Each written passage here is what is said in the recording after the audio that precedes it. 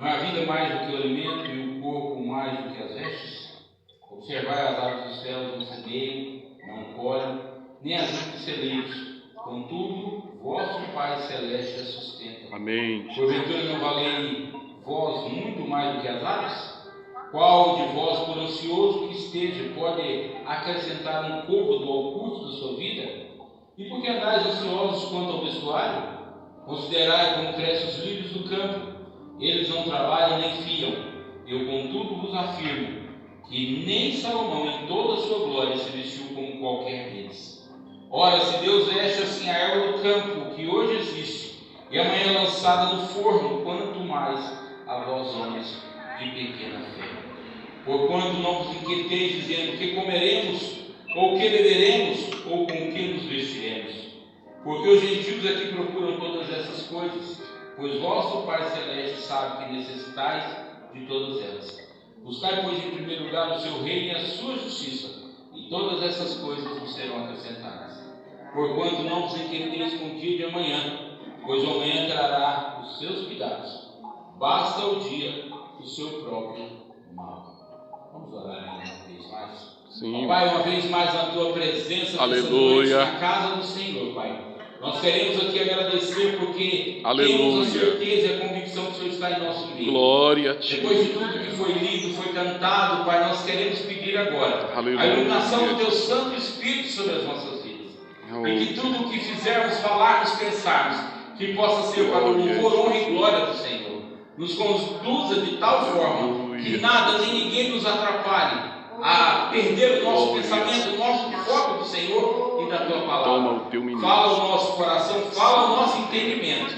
Oramos, Pai, agradecidos por tudo, no nome daquele que morreu na cruz do Calvário, do seu Filho, Jesus Cristo, o nosso Senhor. É no nome dele que nós oramos. Amém. Irmão, pode sentar. Queridos, quando nós nos deparamos com essa parábola, é interessante nós observarmos alguns fatos que se tornam interessantes para poder entender ela. O primeiro fato é que Jesus estava falando a uma grande multidão. Se você olhar lá no início do capítulo 5, a Sociedade Bíblica do Brasil nos dá o termo para essa mensagem, ou para esse acontecimento, de Sermão do Monte ou Sermão da Montanha, aonde esse texto está inserido. E o que era isso? Naquela época nós não tínhamos o auxílio de caixas de som, de instrumentos, de microfone, e Jesus então usava daquilo que podia. Possivelmente ele chegou ao pé de um monte, e ali então toda aquela multidão que se aglomerava à sua volta, buscando entender alguma coisa, ou buscando algum tipo de benefício. E Jesus então usava daquela montanha para falar aos ouvintes. Aleluia. Às vezes ele usava barco, às vezes ele usava uma pedra, e assim ele fazia o ministério para o qual ele foi chamado. Esse texto que nós acabamos de ler, Mateus capítulo 6, do verso 25 ao 34, se encontra então inserido no grande sermão da montanha, onde Jesus falou entre ser as bem-aventuranças, ensinou a oração do Pai, ele falou a respeito de ser sal da terra, luz do mundo, ele falou a respeito do amor ao próximo, e ele vem tratando de todas essas coisas. Mas quando ele chega neste momento, possivelmente alguém estava ali arrazoando em seu coração, ou em seus pensamentos com relação à vida futura. O que nós vamos ganhar com isso? Qual vai ser o nosso mérito? O que nós vamos ganhar com isso? E Jesus então fala para eles: não se preocupem, não estejam ansiosos. E aqui nós precisamos entender um pouquinho o que é ansiedade. Obviamente que Jesus, ele conhecia o interior de cada um daqueles. Jesus conhecia o interior daqueles que estavam à sua volta, os discípulos escolhidos, e conhecia também aquela multidão, porque ele é Deus. E naquele momento, então, ele começa a buscar aquilo que estava preocupando a cada um daqueles que ali estavam à sua volta. Primeiramente, então, ele falou com relação às vestes, ele falou com relação ao alimento, ele falou com relação à vida futura. Mas ele deixou bem claro que nada disso era necessário. Porque eu e você, assim como os discípulos, assim como os apóstolos e toda aquela multidão que estava à volta de Jesus Cristo, nós temos um Deus que cuida de nós. Então, diante de todo esse contexto, Jesus nos faz o seguinte: olha, não se preocupe, não estejam preocupados, não estejam ansiosos, mas busquem em primeiro lugar o seu reino e a sua justiça. E aqui nós vamos então diante desse texto tão lindo, tão maravilhoso, que fala da ansiosa solicitude pela vida, ou seja, ele está ansioso pelas coisas do porvir ou das coisas que nós necessitamos. Jesus então nos dá algumas lições. Jesus, ele nunca perde a oportunidade de nos ensinar e de nos dar lições. E a primeira lição que nós podemos observar neste texto, ele vai dizer o seguinte: por isso vos digo, não andeis ansiosos por coisa alguma. Meus irmãos, hoje, nos nossos dias, as nossas preocupações são diferentes daquela época por causa do contexto e por causa da própria época. Naquela época, uma boa casa, às vezes, era uma boa tenda. Naquela época, uma boa casa, às vezes, era feita de madeira, de pedra. Não como nós temos hoje, casas suntuosas, que se fala então em porcelanato, em pé direito alto. Não era essa a preocupação. Mas naquela época a preocupação era o quê? O alimento, porque não tinha a fartura que nós temos aqui na nossa região, no estado, no Brasil. Era a preocupação da água, que não era fácil também, precisava se cavar, precisava se buscar em poços para poder extrair. E também das vestes, que não era como hoje, você vai numa loja de 20, 25, 30 reais e compra uma peça de roupa que você consegue usar por muito tempo. Mas existia uma preocupação com relação a isso. Jesus. Com a vida futura, com o porvir. E Jesus fala para eles: olha, a sua preocupação, ela é sadia, ela é verdadeira. Mas você não se precisa preocupar com isso. Hoje as nossas preocupações são outras. Que curso meu filho vai fazer? Qual vai ser a minha profissão futura? Aonde eu vou morar? Que carro que eu vou conseguir comprar? Porque eu não quero, porque é longe, é difícil. São necessidades, são verdadeiras. Mas nem eu nem você precisamos estar preocupados com coisa alguma. Aleluia. Jesus nos orienta a depender dele, a confiar nele. Em determinado momento, os discípulos chegam para Jesus e falam para ele: Senhor, então o que vai sobrar para nós? Que largamos casas, largamos família por amor a ti. E Jesus diz: todo aquele que largou esposa, filhos, largou sua casa, seu trabalho, receberá nesta vida do presente século muito mais. Meu Deus. E nós cremos nisso. A preocupação dos apóstolos, a preocupação dos discípulos, a preocupação da multidão era verdadeira. Nós precisamos sim nos preocupar com aquilo que nós necessitamos, mas nós não precisamos perder noites de sono. Eu vi agora há pouco o nosso irmão pastor Eduardo, ele falando, Sebastião Duarte, ele falando a respeito do seu casamento, né? Já deve estar ansioso, né? Vou me casar e está chegando o dia, e aí? E ele pode até ficar um pouquinho preocupado, ansioso: será que vai dar certo? Será que não vai? Será que tudo vai funcionar? Sim! Vai. O homem sente, o homem tem medo, o homem tem isso, mas Deus está presente nessa obra, Deus está presente nessa situação. Então não precisa andar preocupado. Você pode sim ter cuidado, você pode sim ter zelo, você pode sim tentar organizar da melhor forma possível, mas não precisa se deixar levar pela ansiedade, pela preocupação e tudo aquilo que nos incomoda nesses dias. É verdade. Hoje nós precisamos entender que o mesmo Deus que agiu no passado é o mesmo Deus que age hoje. E se Deus age hoje como Ele agiu no passado, nós não precisamos estar ansiosos por coisa alguma, porque Ele tem cuidado de nós. É verdade, Senhor. E Ele faz algumas comparações, e Jesus, Ele sempre usa algo do meio. Por isso que eu usei aqui o exemplo do pastor Duarte, porque ele tocou nesse assunto. Aleluia. Jesus nunca perdeu a oportunidade de falar daquilo que era próprio. E ele então traz algumas comparações, e ele faz o seguinte: olha, por que você está preocupado com o que você vai comer, o que você vai beber, o que você vai vestir?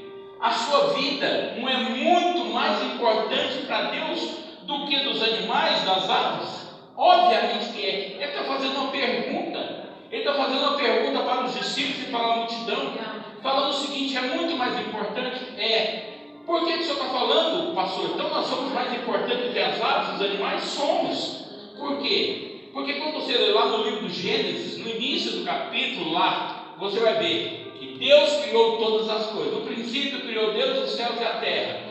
E a terra estava sem forma e vazia, e Deus foi criando. Criou o dia, criou a noite, criou o sol, criou a lua, criou os luminares, criou árvores, criou animais, criou tudo.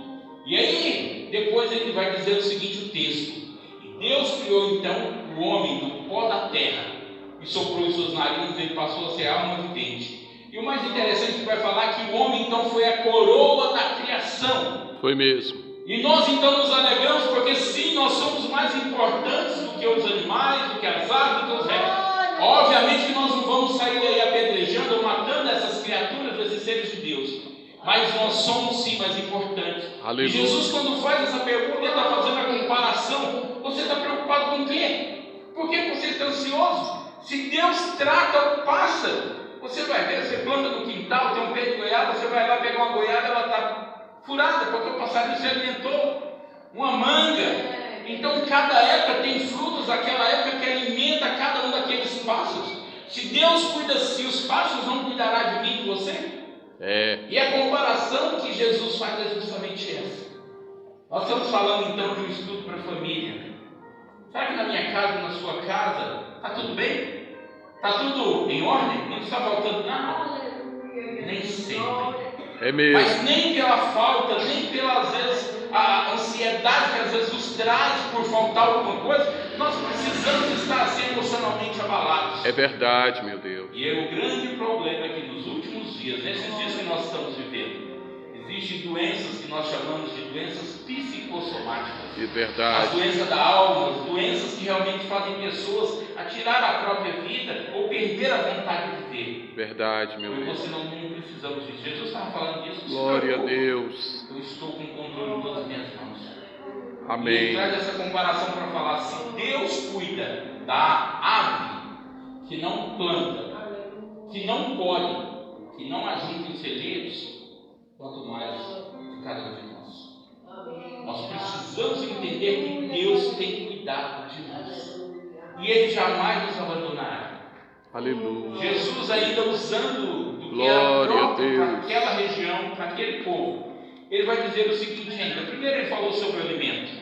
E depois ele vai falar assim: olha, será que vocês não são mais importantes também do que a erva do campo?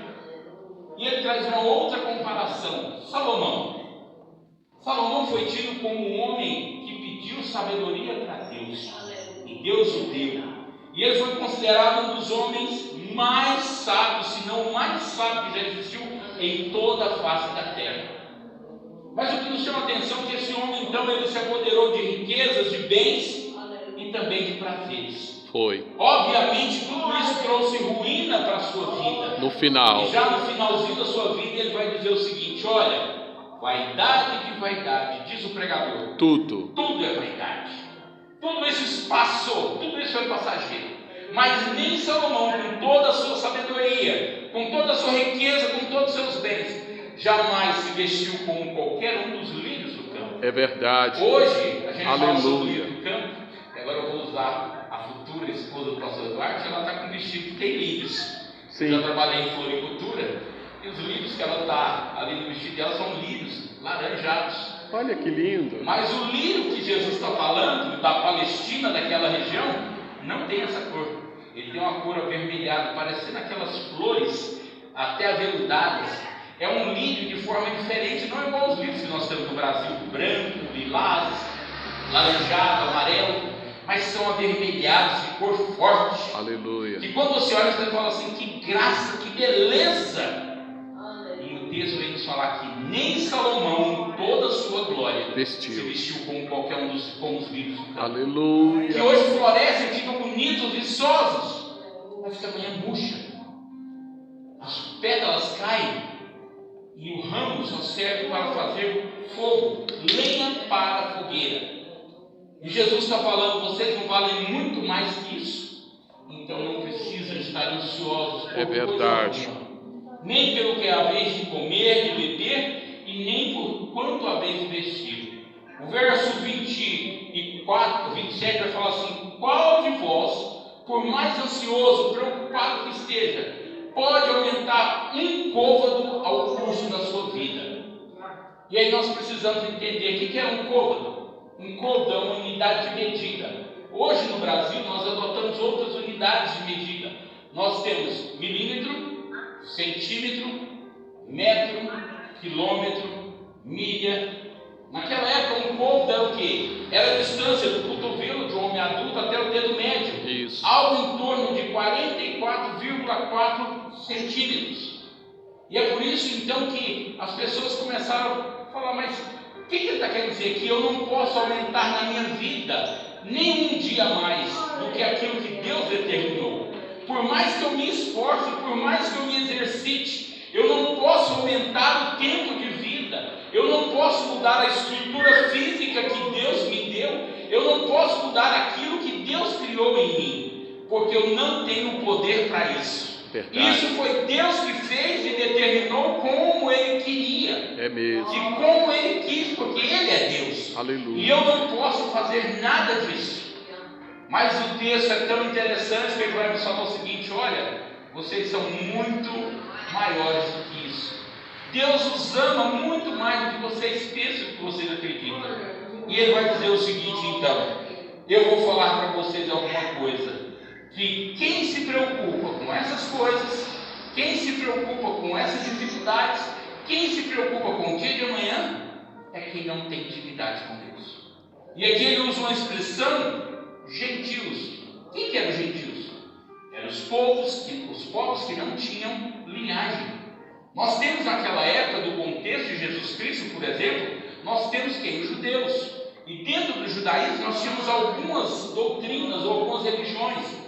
Os fariseus, os saduceus, os essênios. E esses então, eles viviam porque guardavam a lei, porque conheciam a lei e tinham o princípio da palavra sobre eles. Tinha os samaritanos que vieram então do exílio, mas se misturaram com outros povos. E os judeus e os samaritanos não se davam bem justamente por isso, porque era uma nação considerada que não era uma nação pura. E tinha os gentios que nunca não tiveram acesso, não tiveram intimidade, não tiveram realmente como estar na presença do Senhor e de conhecê-lo com toda a sua graça, com toda a sua sabedoria e melhor, com todos os recursos e provisões. E é por isso então que Jesus vai falar assim: olha, os gentios é que se preocupam com essas coisinhas. Os gentios se preocupam com isso, sabe por quê? Porque eles não conhecem a Deus. Meus irmãos, eu e você, aleluia, estamos dentro de uma igreja, que frequentamos uma igreja, nós conhecemos esse Deus. É verdade. Nós sabemos quem é Deus em nossas vidas. E por isso que quando vem o problema, vem a dificuldade, nós não queremos nos enforcar, tirar a nossa vida, mas nós corremos para os pés daquele que pode fazer mais. Amém. Então na sua casa, na sua família, às vezes seu esposo não está aqui porque ele não se converteu, às vezes seus filhos não estão aqui porque não são convertidos.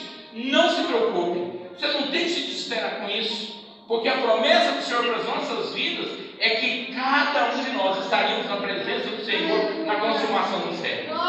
Então não andeis ansiosos com coisa alguma, nem quanto que haver de beber, de comer, de vestir. Não se preocupe com a sua saúde, porque Deus tem o controle de todas essas coisas. Amém. Obviamente você precisa tomar cuidado, você precisa ter realmente zelo, mas nem por isso você vai perder noite de sono pensando: será que eu vou hoje ou vou amanhã? O salmista, no Salmo 139, ele diz que Deus escreveu e determinou cada um dos nossos dias quando não havia nenhum dia. É verdade. Isso aconteceu na eternidade. Aleluia. Isso. Aleluia. E aí então nós chegamos no segundo ponto que deve ser observado nesse texto tão maravilhoso. O verso 33 é como se fosse o ápice, ou como se fosse o núcleo desse texto. O verso 33 vai dizer o seguinte: buscai, pois, em primeiro lugar o reino, o seu reino e a sua justiça. E todas essas coisas que são importantes vos serão acrescentadas. Aleluia. Jesus não desqualificou hora nenhuma. Jesus não disse que não era importante. Jesus não disse que não deveria ser buscada. Mas o que ele quis dizer foi o seguinte: a sua preocupação para essas coisas tem que ser secundária, porque em primeiro lugar você tem que buscar a Deus, o seu reino e a sua justiça. E era isso que ele estava falando para a multidão seus discípulos. Porque não adianta você estar aqui na casa do Senhor pensando: nossa, será que quando eu chegar em casa vai estar tudo bem? Nossa, eu deixei minha casa, será que vai acontecer alguma coisa? Ah, não deixou o jantar pronto. E você não está aqui por completo, você está pelas metades. E o Senhor quer você na obra dele por completo. Você, sua família, sua casa.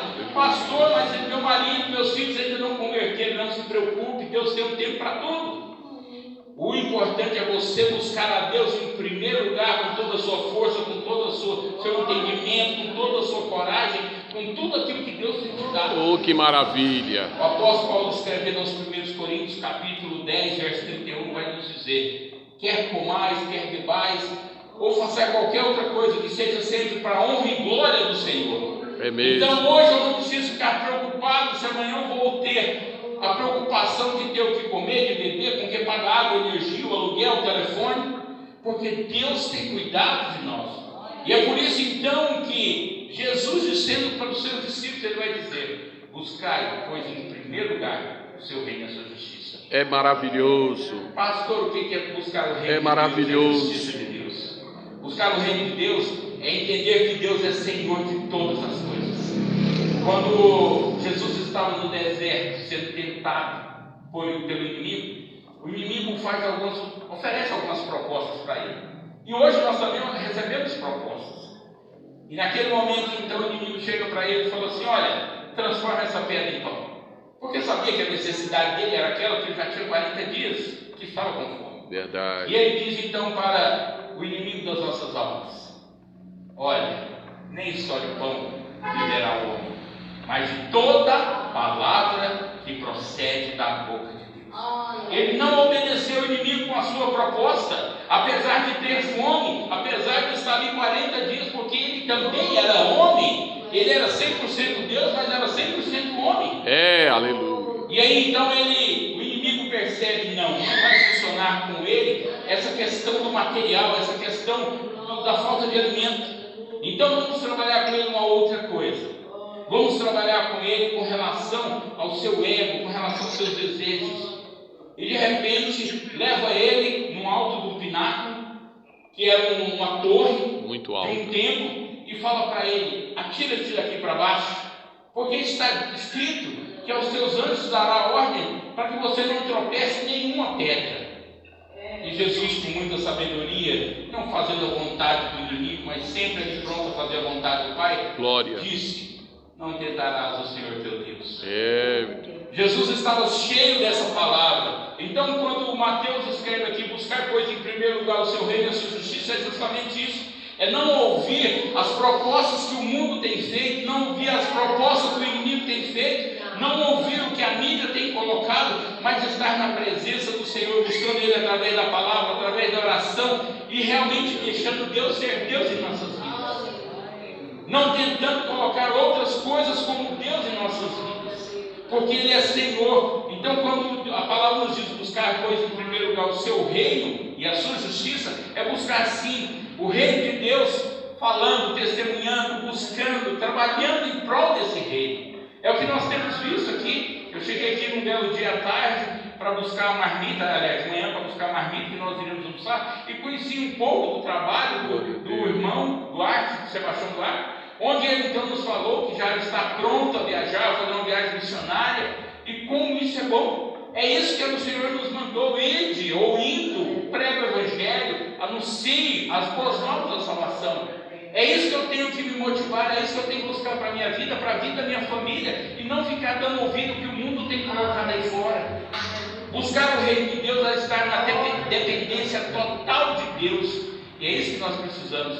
Então busque, pois, em primeiro lugar o seu reino e a sua vontade, a justiça de Deus para as nossas vidas. Aleluia. Hoje nós temos, infelizmente, juízes, alguns corretos e alguns não tão corretos assim. Verdade. Mas a Bíblia fala que Deus é um justo juiz. Então, quando fala buscar o reino de Deus e a sua justiça, é porque Deus é justo em tudo que Ele faz. Aleluia. E Ele jamais deixaria você abandonado, ou deixaria você à mercê daquilo que você necessita. Aleluia. Porque Deus conhece as nossas necessidades. O Senhor Jesus vai nos falar um pouco mais à frente que você pode pedir, e quando você pede, abre, quando você bate, abre, quando você busca, você encontra.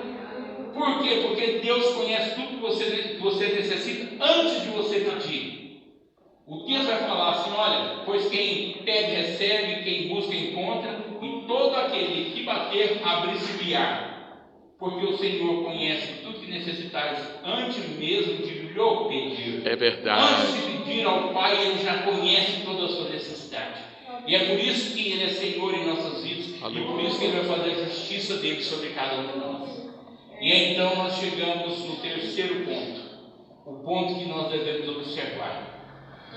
O verso de número 33 fala que nós devemos buscar em primeiro lugar o reino de Deus e a sua justiça. E no 34 ele vai falar o seguinte, acompanhe comigo a leitura.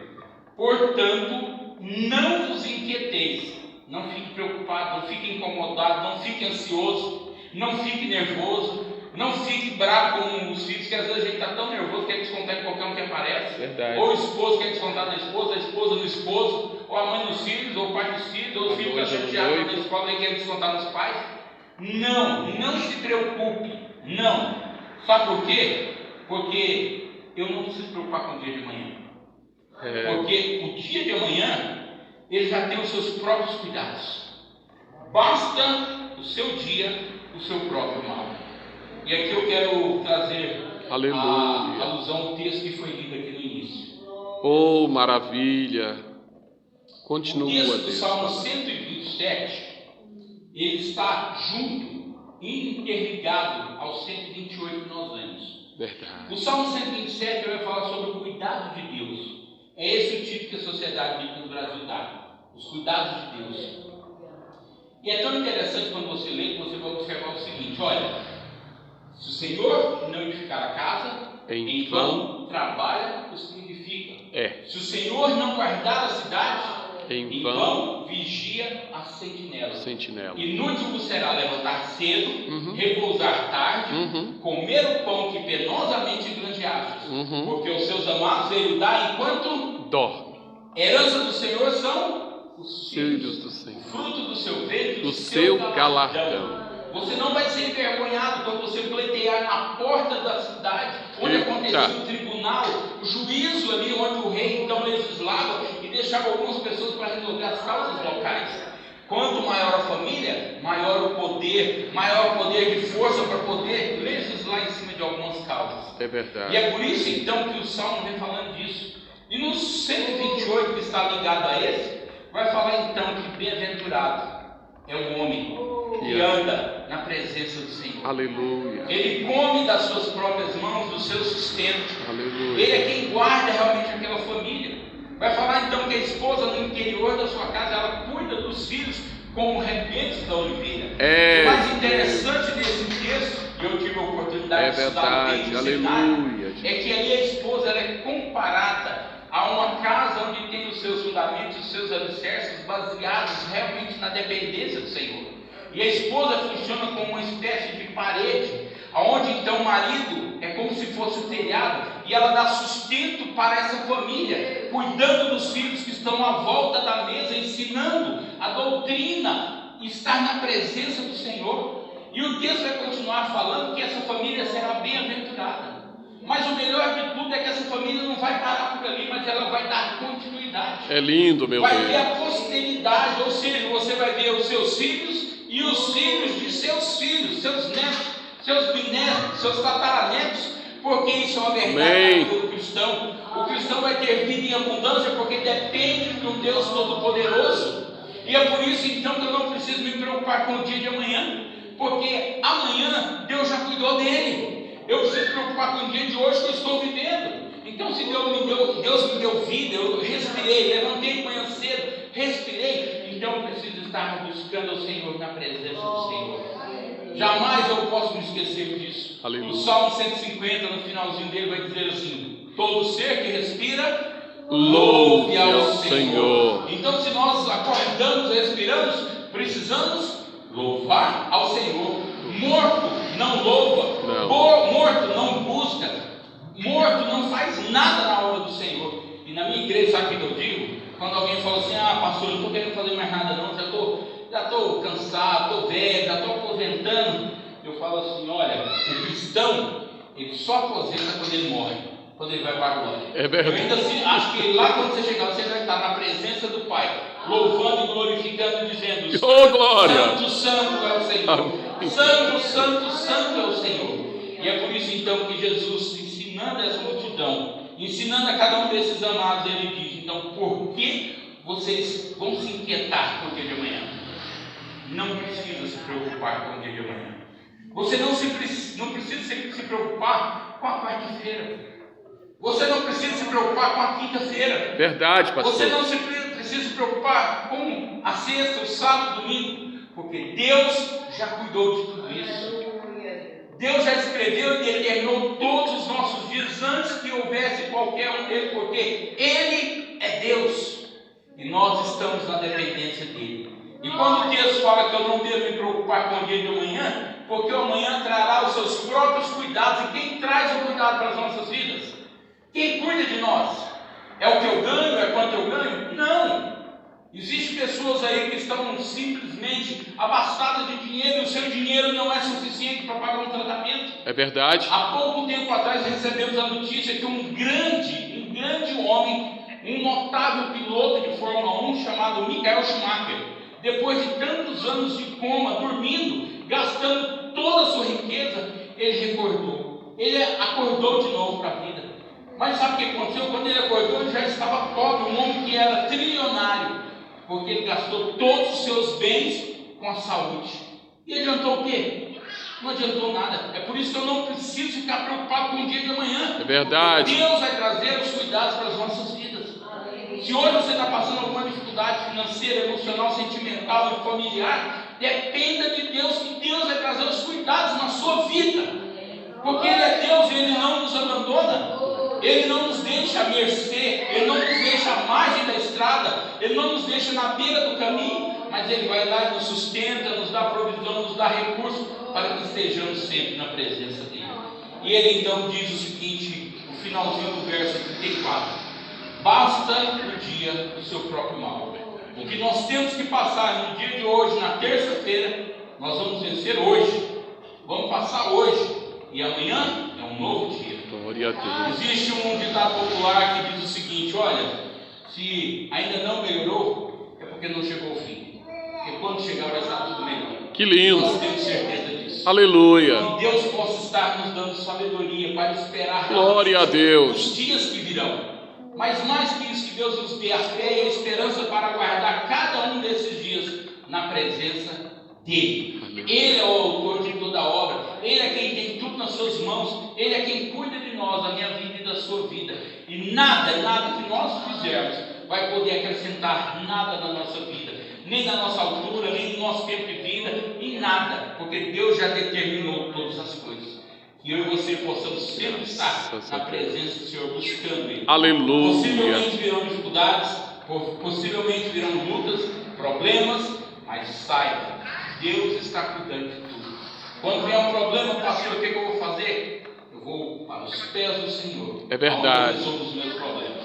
Antes de chegar aqui, o pastor Duarte já tinha me mandado uma mensagem. Eu pedi para ele me avisar, e depois do convite eu fiquei meio esquecido. E ele falou: pastor Clyde, desde as 18h20 nós estaremos. Eu vou estar às 18h15 para abrir a igreja, para esperar os irmãos. Mas a partir das 18h20 nós estaremos ali orando pelo Senhor. Foi 10 minutos. Intercedendo 10 minutos na presença do Pai. Glória a Deus. Meus irmãos, quando as coisas estiverem apertadas, Aleluia. volta para a presença do Pai. Quando as coisas estiverem difíceis, volta para a presença do Pai. Quando você achar que você não dá conta de vencer, volta para a presença do Pai, porque tem coisa que não é para você, tem coisa que só o Pai resolve, tem coisa que Ele permite que você faça. Jesus chegou de frente da cova onde Lázaro estava ali sepultado, e Ele poderia muito bem mover a pedra com sua fala, com suas mãos. No entanto, Ele não fez. Ele mandou aqueles que estavam em volta: retire a pedra. Era a obrigação deles tirar, mas a obrigação de levantar e ressuscitar Lázaro. Oh, glória. Jesus disse: levanta, Lázaro, vem para fora. Então tem coisa que Amém. você vai precisar fazer com relação à sua fé, com Verdade. relação à sua confiança,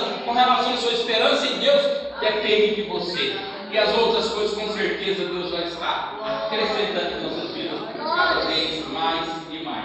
Queridos, essa é a mensagem que o Senhor trouxe para você nessa noite. Que você possa aplicar ela em sua vida, sabendo que você não precisa estar ansioso, preocupado por coisa alguma. O que você precisa é estar na presença do Pai, o autor e consumador de toda a obra, aquele que nos criou e que nos trouxe para estar na presença dele. Que nós possamos estar sempre na dependência desse Deus maravilhoso. Eu quero ainda orar pela sua vida, quero te convidar uma vez mais a curvar sua cabeça, fechar os seus olhos. Vamos pedir então que Deus aplique essa palavra em cada um de nós. Ó Pai, uma vez mais na tua presença, nós queremos te louvar, queremos engrandecer e bendizer o teu santo nome. E agora, Pai, quando a tua palavra foi lida, foi falada, Pai, que o Senhor aplique ela diante de cada um de nós, nos nossos entendimentos, na vida dos nossas famílias, Pai, que nós possamos transmitir isso àqueles que não estiveram presentes aqui, mas que nós possamos, através dessa palavra, viver dias melhores na tua presença, não deixando que nada nem ninguém nos afaste da presença do Senhor, mas estando na dependência total do Senhor sobre as nossas vidas. Que nós possamos estar apresentando as nossas vidas e a vida dos nossos cônjuges, dos nossos filhos ao Senhor, daqueles que estão sob a nossa responsabilidade, que possamos estar sempre na tua presença, buscando sempre a tua vontade. Abençoa a vida dessa igreja, abençoa a vida do anjo dessa igreja, faça o melhor, Senhor, sobre cada um dos filhos que aqui congregam, Pai. Nós oramos pela oportunidade que o Senhor tem nos dado de falar da tua palavra. Oramos, Pai, agradecidos por tudo, no nome do Senhor Jesus. Amém.